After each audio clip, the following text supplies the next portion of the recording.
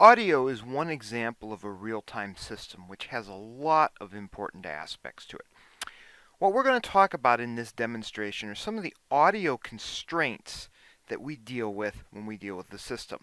So our goal is we want to be able to explain the concept of the stroboscopic effect. The stroboscopic effect is something you have seen in Western movies as you've been around things that are moving quickly, situations like that. We want to talk about the Nyquist theory, which actually is the root cause for the stroboscopic effect that we see. We want to talk about the minimum sampling rate, which essentially is how fast we need to sample a signal, and the relationship between the number of bits and the quality of a signal. Last but not least, we want to be able to do some calculations to basically determine how quickly data files must be transferred across the system, which this transfer rate essentially relates to bandwidth.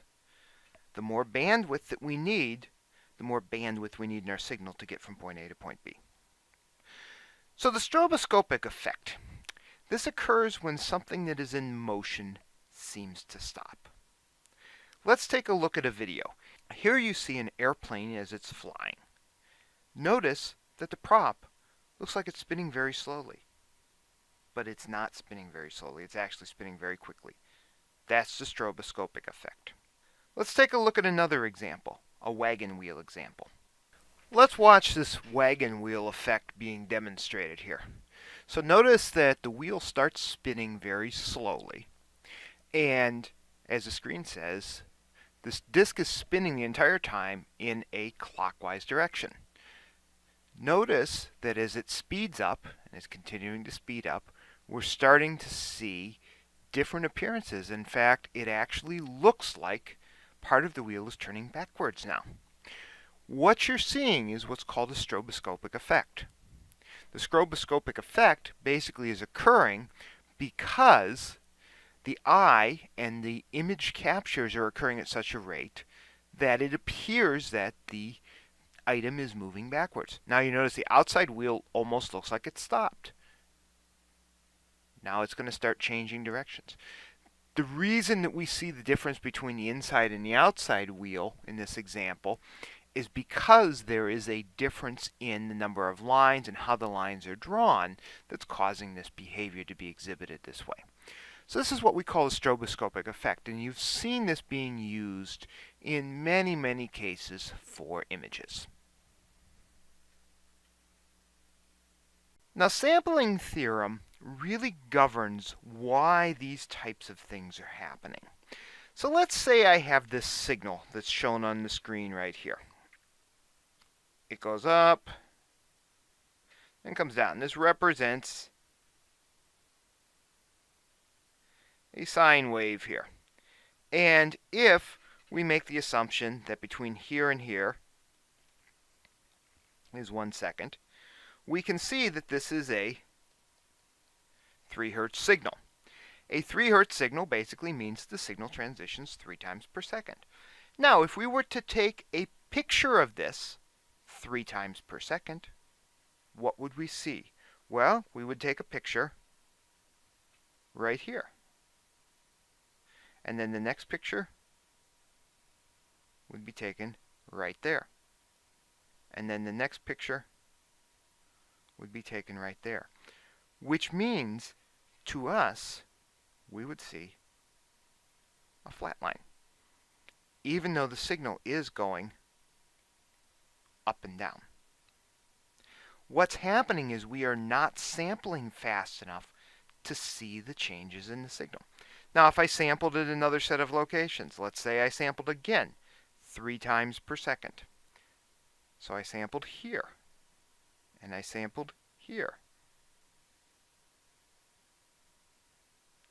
I sampled here. Again, you're going to see a flat line because we are not sampling fast enough. Now I'm going to take this same signal, but in this case, what I want to do is I want to take 6 samples per second, like so. So what I'm going to do is I'm going to sample here, here, here, here, here, and here. Notice there's 6 samples. If we reconstruct this, we're going to have something that looks like that. Much closer to what the actual signal is that we want to look at, because we are now sampling faster. So the Nyquist theory essentially says that our sampling rate, which is how fast we take a picture, must be greater than 2 times b, where 2 times b represents the maximum frequency. So if you think back to that wagon wheel example, if that wagon wheel is rotating once per second, you would need to take at least 2 pictures per second in order to detect motion. If that wagon wheel is rotating at 10 times per second, you'd need to at least take 20 pictures per second in order to see the wagon wheel rotating. If you, for some reason, select slightly the wrong frequency, that's where you see the things start to potentially turn backwards. That's something that we call, in terms of sampling theory, aliasing, where we see something wrong. Now, sampling theory governs a lot of what we get in terms of quality of systems. So here we see some sample rates that we may have on various multimedia systems. So 11,025 hertz, 11 kilohertz, this is what we would call poor AM radio. This is very, very low range. You notice that it can only capture up to 5.5 kilohertz roughly. That's not that high of a frequency. If we go to 25050, this is where we get FM radio quality, because we can go up to 11 kilohertz. Our CDs, this is the standard that was invented back or defined in the 1980s, 44.1 kilohertz. This is CD quality audio. And then if we go to DVDs, we see a little higher rate, and then high-end DVDs, even a higher rate, where we can get, again, more frequency that's being heard. But also notice that this relationship here is 2 times. The sampling rate is twice the highest frequency we can hold. Now, the other thing we have with sampling is what we call discretization. Discretization basically is converting an analog signal that is continuously variable into a discrete digital signal. So if we have what we would call a 2-bit converter, we can get 4 different levels. So here we see the steps that we might have. Now, a signal that we might have, if it nice and slowly goes up like that, when it is captured, you're going to see steps like that. If we have more bits, we have more ability to actually capture things in a real-time fashion. So if we had more bits, what would happen is we might see the smaller set of steps going on that I've got drawn here, which starts to look closer. And then if we would have more bits, obviously we can get even closer and closer. So if we think about CD quality audio, basically we have 16 bits, which means our signal has 2 to the 16 possible steps that we can have. What that does is that reduces this concept called quantization error. Quantization error is the difference between the actual analog value and the quantized digital value. This occurs due to this rounding or truncation that occurs when we convert things from an analog format into a digital format. 16-bit audio is very common in CDs. 24-bit audio is very common in other types of applications. As with sampling rate, though, the more bits that we sample, the more data that we have to transfer. So what does a typical audio application do? So typically what we do is we start by opening the device. We set up the parameters. So in the parameters, we've got the number of channels. So if you think about your 5.1 system that you may have at home for watching DVDs, there are really 6 channels with that. 5 channels that have full audio capability, and 1 channel that is a subwoofer channel, which is only bass channel. So we've got that as a setup. We have our sampling rate, which is how fast do we sample. And we've got the number of bits. 8, 16, 24 being typical. So that's setting up the parameters for the device. Then, once we're done with this, we typically either receive audio from the device or we deliver data to the device. If we receive, this is a scenario where we are recording, and what we'll do is we'll receive data and write it to a file or send it over network, which really that sending over the network occurs in the same fashion. It's the same thing as writing to a file, because if you remember in Unix, there is no difference between writing to a network device or writing to a file. It's all handled the same way. If we are playing back, like so, basically playback, we deliver audio from the device after we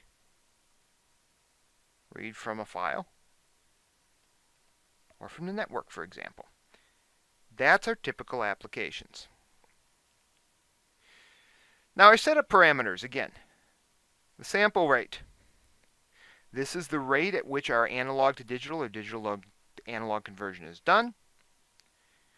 Basically, it controls the clock speed. The format basically may or may not match directly with the format that we have inside. If it doesn't match, we may have to do some changes in software. The number of channels, as I was saying, pretty straightforward. 2 channels for CD, and then what I would say 5.1 or 7.1 for DVD, again depending on what you have. The data access and control, essentially how data is organized.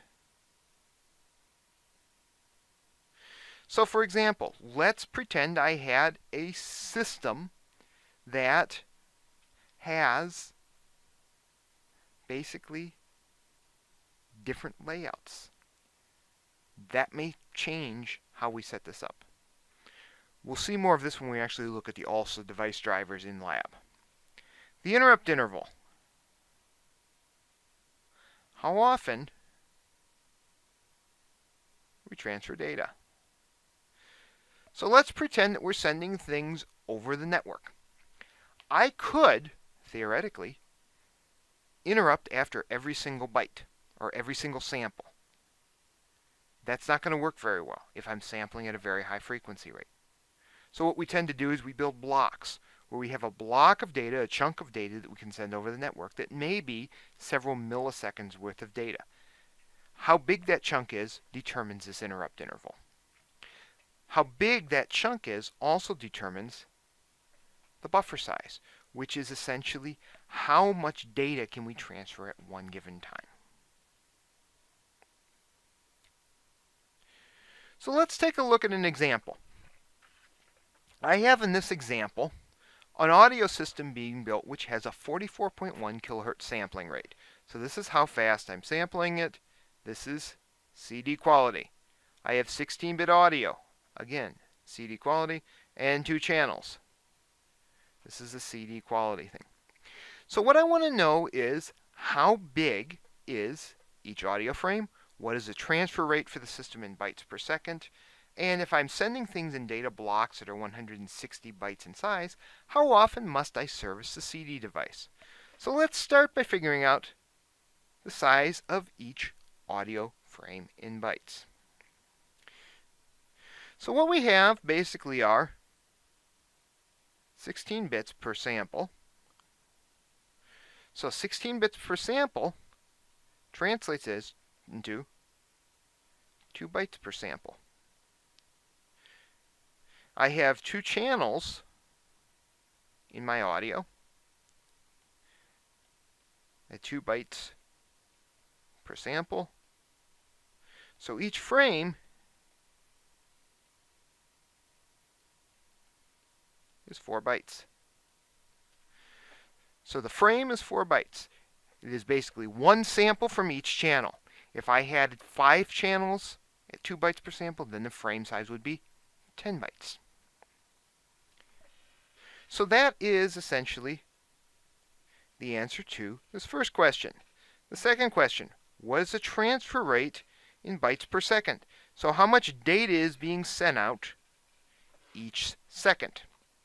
So what I have is 44.1 kilohertz sampling rate. So 44.1 thousand times, or 44,100 times per second I'm sampling. Each one of those samples is one frame, or 4 bytes. So my sampling rate then is 44.1 K times 4 bytes, which is essentially 176.4 kilobytes per second. That's the data rate. That's how much data needs to get from point A to point B if we are to transfer this and have this play appropriately. The last thing we need to do is figure out if we are sending this data in blocks that are 160 bytes in size, how often must the audio device be serviced? So how often do we need to interrupt the system in order to do something with the audio chunk? So to do that one, we're going to have a similar situation. So what I've got is this audio rate that I had above, 176,400. That is the number of kilobytes per second. And what I want to do is I want to divide that by 160 bytes, which tells me that I'm going to have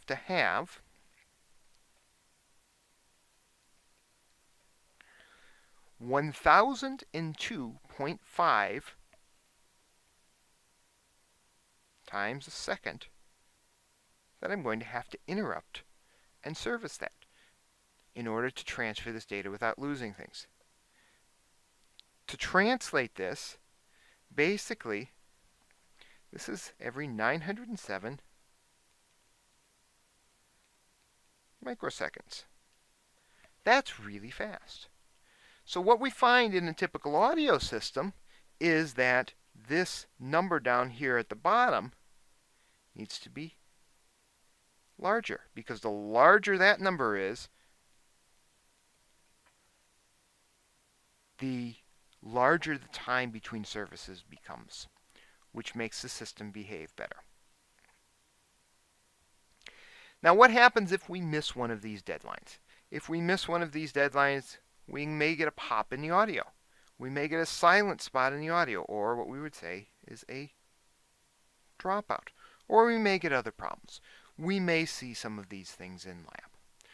So at this point, we've gone through, we've talked about the stroboscopic effect, the Nyquist theorem, we've calculated the minimum sampling rate using Nyquist theorem, we've talked about the number of bits and the quality when sampling, and essentially we've talked about how quickly data files must be transferred in the system. Again, this is bandwidth. Bandwidth that we're talking about here is the same bandwidth that we see in our dorm rooms as we try to download YouTube videos and have difficulty. That brings this video now to a conclusion.